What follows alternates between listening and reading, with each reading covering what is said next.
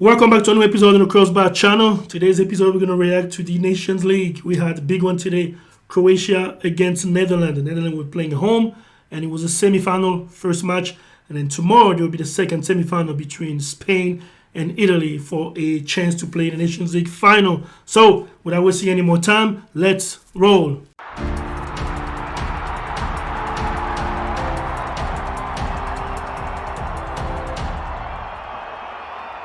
All right, like I said, we're going to start with today's match was between Croatia and Netherlands. Netherlands were hosting Croatia because the final this year was in Netherlands. Netherlands had a chance to beat Croatia and play the final at home. It would have been a special moment for this Netherlands squad who haven't, won anything for a long while now. For a decade, they haven't won anything. They had plethora.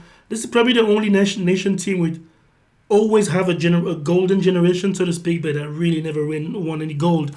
But nonetheless, both teams started a huge starting 11. I mean, this is the Nation League semi-final. You need the heavyweight. Netherlands were missing Memphis Depay, still injured. But also Croatia was missing. Dusko Vardiol was also missing. So a big one missing from Netherlands, but also a huge one for Croatian defense. As you know, my boy Dusko Vardiol, to me, one of the biggest promising player as far as defensive player right now in Europe. The two teams had a heavy hitter squad, really, because this is the Nation League. You want to win, you want to go in the final and get a trophy. Especially Netherlands, they haven't. Well, also Croatia. Croatia haven't won anything, but as opposed to Netherlands, Croatia is never really favorite. They've always been like an outsider. When Netherlands has always been Europe's favorite, and they rarely win anything. But nonetheless, both teams, like I said, play the starting 11. As you can expect, Dumfries, that just played with Inter Milan in the Champions League final, was there. Van Dijk was there. Nathan Ake, who won the Champions League final with Manchester City, was there. Frankie de Jong was there. Malen, Gakpo, and Xavi Simon was there. Perisic was there. Vida, Modric, Brozovic, Kovacic, Kramaric, Pasalic. The whole squad was there except for Dusko Vardiol. As I mentioned before, even on the bench, you see who was missing from who was there. Bergwijn was there. Wijnaldum. For the Netherlands, they pretty much had the team. Timber was on the bench. Malaysia was on the bench. Van Horst was on the bench. So, as far as the squad, the deep squad, I would say Netherlands was deeper than Croatia. But Croatia midfield is crazy. I don't know. They have so much talent. For such a small European nation, Croatia has produced some of the biggest talent in Europe as far as midfield and defense. I mean, this team is stacked in the midfield. But yeah, Croatia ended up winning 4-2. Netherlands scored first. Malen scored very first goal, 31st minute. And then Kramaric equalized. Then also Pasalic scored the second goal to give Croatia the lead. And at the very end, 96th, 97th minute, my boy Lang equalized for Netherlands. I thought it was going to be all Netherlands after they equalized. Because usually when extra time comes around, the team that just equalized usually end up winning.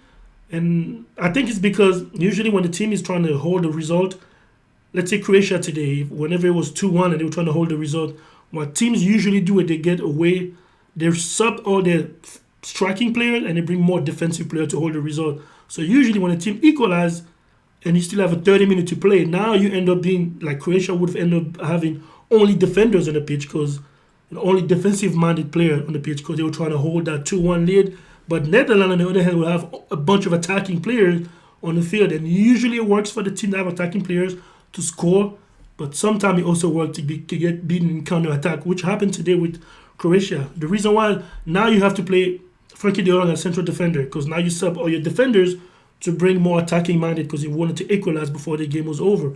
So now it's completely unbalanced.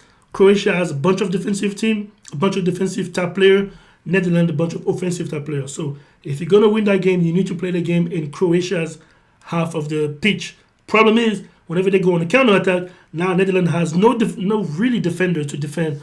And Frankie de Jong got caught. If you see the last goal, he got caught. He's not a central defender. He's played a little bit of that role here and there when he was in Ajax, and here and there a little bit, but he's not a natural central defender. And with a guy like Petkovic, there's no mercy with Petkovic.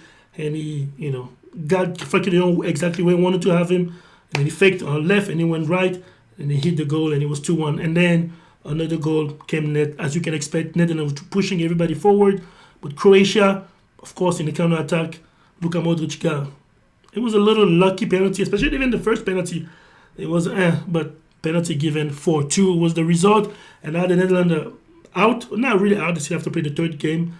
Hopefully, the Dutch fans are gonna show up and party. It's still a third place in the Nations League. They're gonna have to beat either Italy or Spain, because they're the two teams that are gonna play tomorrow in the second semi-final, which is gonna be our next segment on the show. But yeah, Croatia did it again. World Cup finalist in 2018, World Cup semi-finalist this past World Cup in 22, and now finalists in the Nations League. Croatia has been very consistent in progressing. They just need hardware. Maybe this is the year Croatia get actual trophy. It would be huge, like I say, for a small European country like Croatia. It would be huge for them. But they're gonna go against two heavyweights of Europe, either Italy, current European champ, or Spain, who's also heavyweight in Europe. So, although Croatia has proven to be a consistent team, afraid of nobody, they beat biggest team, whether it's Germany, Brazil. They've beaten a huge team in the World Cup, so they kind of prepared, and they're willing to suffer and sacrifice their body to our whole game. Some other team, usually when they feel like they're gonna win the game, they're not as ready as to fight as a Croatian are, but nonetheless, they're gonna have to beat one of Europe's finest team, either Italy or Spain, is gonna face Croatia in the National League final. So congratulations for the Croatian and the Croatian people. And then we're gonna jump right on the next semi-final I'm gonna be playing tomorrow.